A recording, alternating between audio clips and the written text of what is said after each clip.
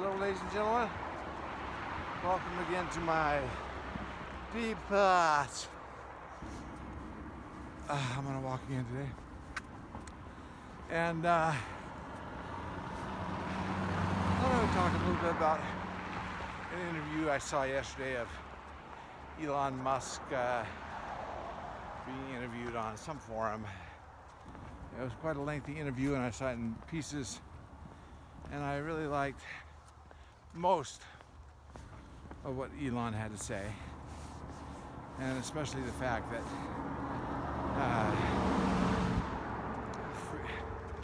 the freedom of speech is worth more than money to him, and I really appreciate what he has done for the freedom of speech and the buying Twitter and turning it into X and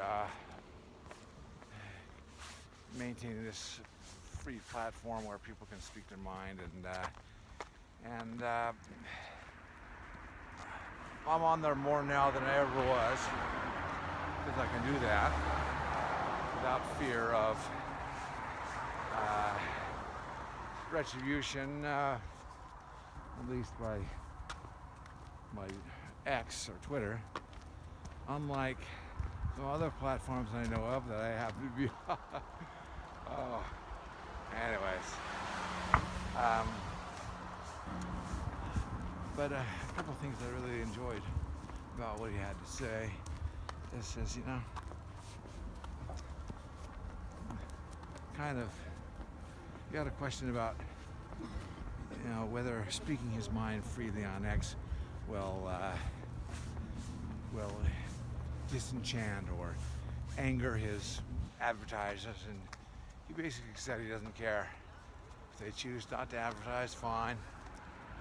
And if the company goes under because of that, fine. He said ultimately the people will vote with their feet. And I really like that attitude. And I'm on X quite a bit now, and I follow a few people who I think are totally misguided and guided, and I feel like they're obsessed. Donald Trump is living rent-free in their heads, and that is the only thing they tweet about almost every day. And I follow them because I don't know why, and I sometimes chime in, and here they are speaking their mind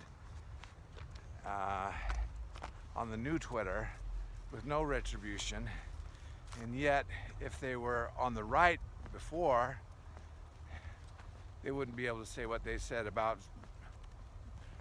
They wouldn't be able to say about Donald Trump. I don't agree with what they're saying, but knock yourself out. But it's seriously interesting how Donald Trump lives rent-free in so many people's heads, and it is like Joy Behar of The View. It's just comical of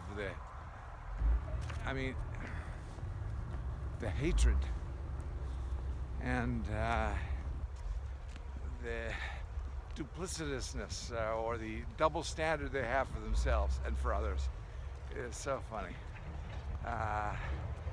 And that is, I can't remember if it was Elon Musk that said it or somebody else, but that's the beauty of freedom of speech. Don't you really want to know how somebody feels about you? And it really doesn't matter if it hurts your feelings, right? You'll be stronger for it. It'll make you thicker skinned, and that's a good thing, hypersensitive, woke people that are screaming when Donald Trump got elected president. They were screaming howls of like a beast or something. That one woman you always see on YouTube. So I do love that about Elon Musk. One thing I Well, um,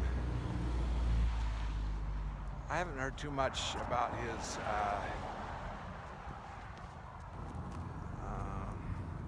detailed feelings on global warming. I have a feeling we disagree on some of that. But it's freedom of speech. And the problem, the one thing I might have potential problem with him on is AI. And I'd love to listen to what he has to say about it. Because, you know, whether he does it or not, there's so many people working on AI out there. Whatever's going to happen is probably going to happen. So there's probably no stopping it. And he realizes that. Although when it comes to protecting humanity, I guess I trust him more than about anybody in the AI business to do that and protect our freedoms and our freedom of speech. Nobody has freedom from being offended, okay? That's not the Constitution. We don't have freedom from being offended. We don't have freedom from being hurt emotionally. We don't have freedom from being triggered, right? And yet our young people of today seem to believe that's the right they have. And when I see Jordan Peterson confront people on the left, it's so comical to see him just kind of use their own logic against them. But when it comes to AI, Elon was saying it'll only be a few months or years before we get I'm not sure what he meant by this, an AI god. And that just, I must admit I don't understand 100% what he means by that. But it concerns me. I see AI being a two-edged sword, and he does too. And I can see it being, in one way, the best thing that's happened to the human race, and in one way, the worst thing that's happened to the human race. So I'm really kind of tentative on my support of his views, but I'm not 100% sure all the implications of them. But I have a belief in God, and I'm, deep down,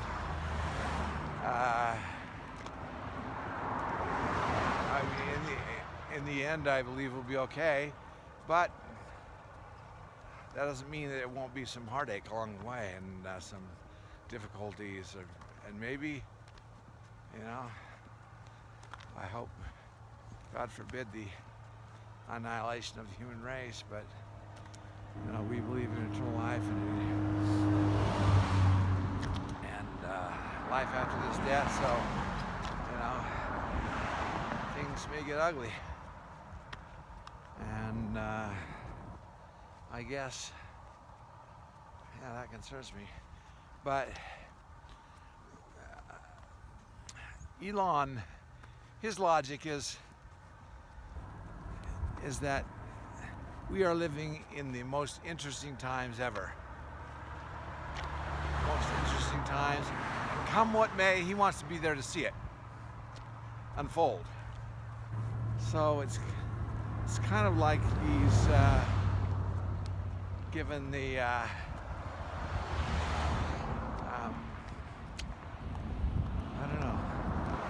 he's just resigned to the self.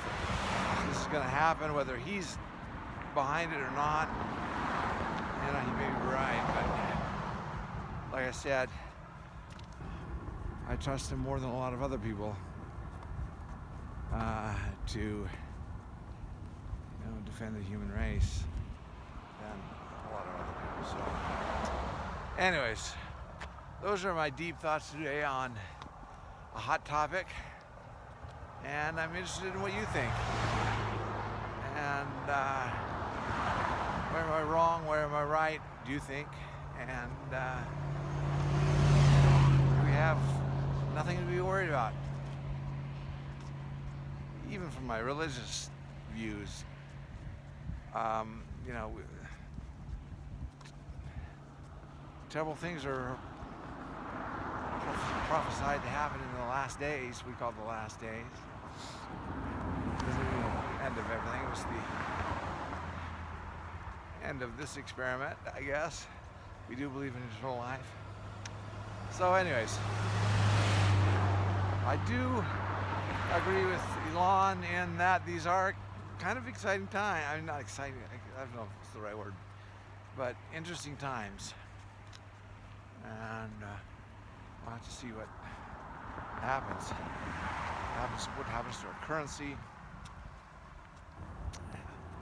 What happens to so many things. But anyways, thank you for listening. I'll leave it at that. And sign off for now. Thank you for listening. Bye-bye.